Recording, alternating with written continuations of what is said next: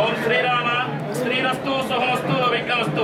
శ్రీరామపత్ని జనకస్య పుత్రి సీతాంగనా సుందర కోమలాంగి భూగర్భజాత భువనైకమాత వధూవరాభ్యాం వరదా భవంతు.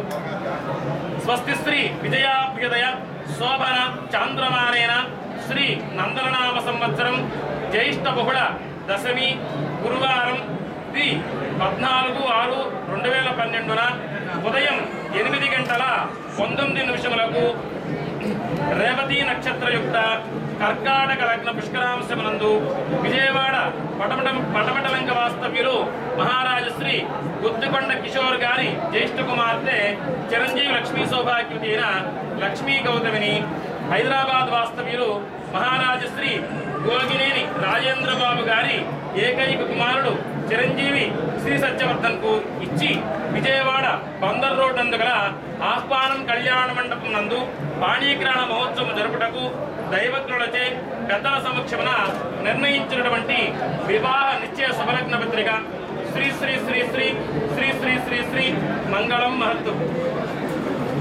ఆపదాపహర్తారం దాతారం సర్వసంపదాం లోకాభిరామం శ్రీరామం భూయో భూయో నమామ్యహం. ఆదిత్యాయ సోమాయ మంగళాయ బుధాయ చ చతుర్దిక్యస్య రాహవే కేతువే నమః.